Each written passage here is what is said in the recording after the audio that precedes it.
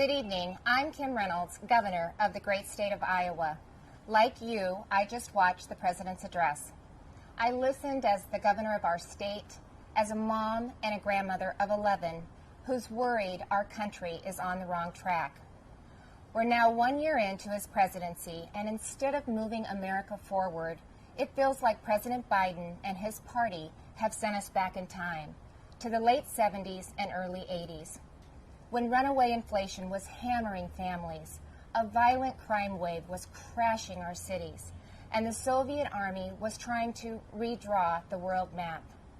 Even before taking the oath of office, the president told us that he wanted to, quote, make America respected around the world again, and to unite us here at home.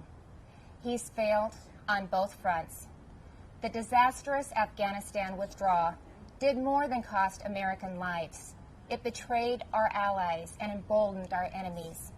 North Korea is testing missiles again at an alarming rate. The Speaker of the House recently warned our Olympic athletes not to speak out against China. And now Russia has launched an unprovoked, full-scale military invasion of Ukraine, an attack on democracy, freedom, and the rule of law. Now all Americans must stand united in solidarity with the brave people of Ukraine as they courageously defend their country against Putin's tyranny as they fight for their freedom. But we shouldn't ignore what happened in the run-up to Putin's invasion, waiving sanctions on Russian pipelines while eliminating oil production here at home, focusing on political correctness rather than military readiness, reacting to world events instead of driving them. Weakness on the world stage has a cost, and the president's approach to foreign policy has consistently been too little, too late. It's time for America to once again project confidence. It's time to be decisive. It's time to lead. But we can't project strength abroad if we're weak at home. And that's what I want to discuss with you tonight.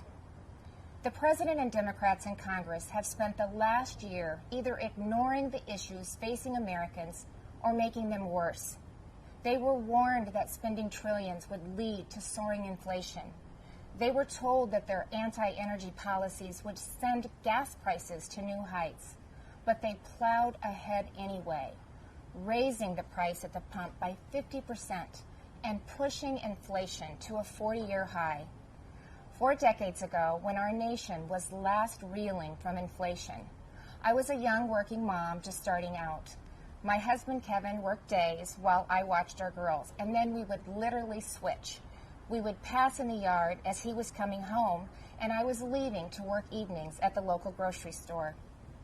From across that checkout counter, I saw the pain of inflation on my neighbors' faces. I saw what happens when prices rise faster than wages. The Biden administration believes inflation is a, quote, high-class problem. I can tell you, it's an everybody problem. I saw moms and dads' paychecks buy them less and less. I watched working people choose which essentials to take home and which ones to leave behind. And now President Biden's decisions have a whole new generation feeling that same pain. When I took the oath of office 5 years ago, I promised Iowans that I would never lose sight of who I was working for, that I wouldn't become detached from the problems they were facing, from the problems that I had faced myself. But you don't have to check groceries to see what high inflation does to people. You just need to step outside of the D.C. bubble. Talk to Americans about what's on their mind. Ask them, what are your concerns? What keeps you up at night? And they'll tell you. And I can tell you what's not on that list.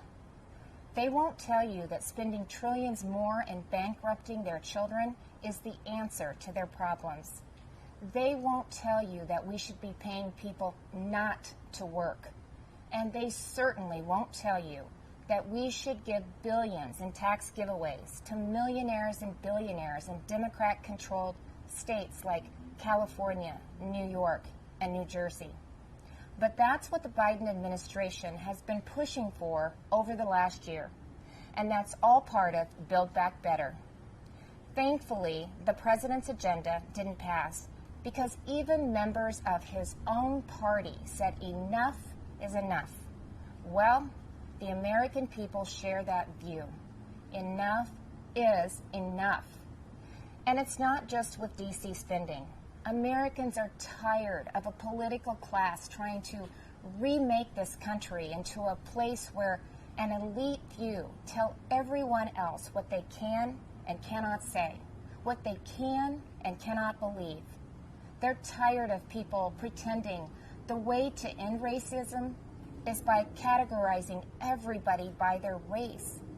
They're tired of politicians who tell parents they should sit down, be silent, and let government control their kids' education and future. Frankly, they are tired of the theater, where politicians do one thing when the cameras are rolling and another when they believe you can't see them. Where governors and mayors enforce mandates but don't follow them. Where elected leaders tell their citizens to stay home while they sneak off to Florida for sun and fun. Where they demand that your child wear a mask, but they go maskless. So you've heard the excuses. They were just holding their breath. But it's the American people who are waiting to exhale, waiting for the insanity to stop. We now live in a country where violent crime is out of control. Liberal prosecutors are letting criminals off easy, and many prominent Democrats still want to defund the police. You know, it seems like everything is backwards. The Biden administration requires vaccines for Americans who want to go to work or protect this country, but not for migrants who illegally cross the border. The Department of Justice treats parents like domestic terrorists, but looters and shoplifters roam free. The American people are left to feel like they're the enemy. This is not the same country it was a year ago. The president tried to paint a different picture tonight, but his actions over the last 12 months don't match the rhetoric. It's not what he promised when he took office. But it doesn't have to be that way. There is an alternative.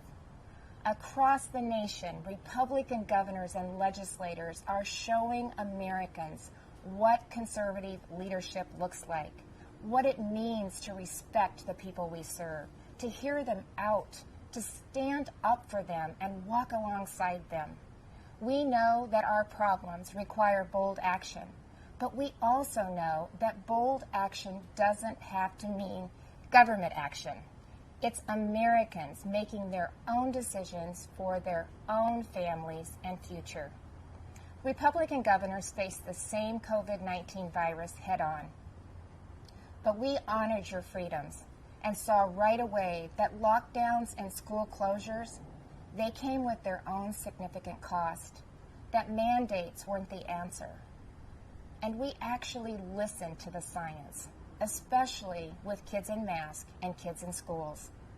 What happened and is still happening to our children over the last 2 years is unconscionable. Learning loss, isolation, anxiety, depression. In so many states, our kids have been left behind, and so many will never catch up. That's why Iowa was the first state in the nation to require that schools open their doors. I was attacked by the left, I was attacked by the media, but it wasn't a hard choice. It was the right choice. And keeping schools open is only the start of the pro-parent, pro-family revolution that Republicans are leading in Iowa and states across this country. Republicans believe that parents matter. It was true before the pandemic, and it has never been more important to say out loud. Parents matter. They have a right to know and to have a say in what their kids are being taught. Families also have every right to live in a safe and a secure community, and that begins with a safe and secure country. But the Biden administration has refused to secure our border. They've refused to provide the resources to stop human trafficking, to stop the staggering influx of deadly drugs coming into our neighborhoods. They've refused to protect you. With Texas and Arizona leading the way, I, along with Republican governors from several states, have sent resources to the border. And we've actually gone to the border, something that our president and vice president have yet to do since taking office. On the economy, the contrast couldn't be more stark. While Democrats in D.C. are spending trillions, sending inflation soaring, Republican leaders around the country are balancing budgets and cutting taxes, because we know that money spent on Main Street is better than money spent on bureaucracy. Today, I signed legislation that eliminates Iowa's tax on retirement income and sets our tax rate at 3.9%. That's less than half of what it was just 4 years ago. And it shouldn't come as a surprise that out of the top 20 states with the lowest unemployment rates, 17 have Republican governors. Republicans may not have the White House, but we're doing what we can to fill the leadership vacuum. And on the issues that are affecting Americans, Republicans are leading. We're standing up for parents and kids. We're standing up for life. We're keeping our communities safe and thanking those in uniform. We're fighting to restore America's energy independence, and that includes biofuels. We're getting people back to work, not paying them to stay home. Most of all, we're respecting your freedom. Behind me stands Iowa's Capitol, where we display our state motto, our liberties we prize and our rights we will maintain. And those aren't just empty words. It's a belief that the greatness of this state and this country lies in our people, not government. You shouldn't have to wake up every morning and worry about the next thing the government is going to do to you, your business, or your children. If we as elected leaders are doing our job, then the government is working well, but operating in the background. It's supporting the ingenuity and spirit of our people, not drowning them out. It's keeping them safe, not restricting their freedom. That's what I believe, that's what Republicans believe, and that's what Republicans are doing. I am so blessed to be the governor of Iowa, where people are humble, hardworking, and patriotic. We take care of each other. And yes, we are, as they say, Iowa nice. But you don't have to be from Iowa to see that those are the values of America at its best. All of America. Over the last few years, I've put my faith in Iowans, and they haven't let me down. I encourage this president to do the same, to put his faith in you, the American people, who have never wavered in your belief in this country, regardless of who leads it. Because you know, you've shown that the soul of America isn't about who lives in the White House. It's men and women like you in every corner of this nation who are willing to step up and take responsibility for your communities, for your neighbors, and ultimately for yourselves. By that most important measure at least, the state of our union is indeed strong. Thank you, God bless you, and God bless the United States of America.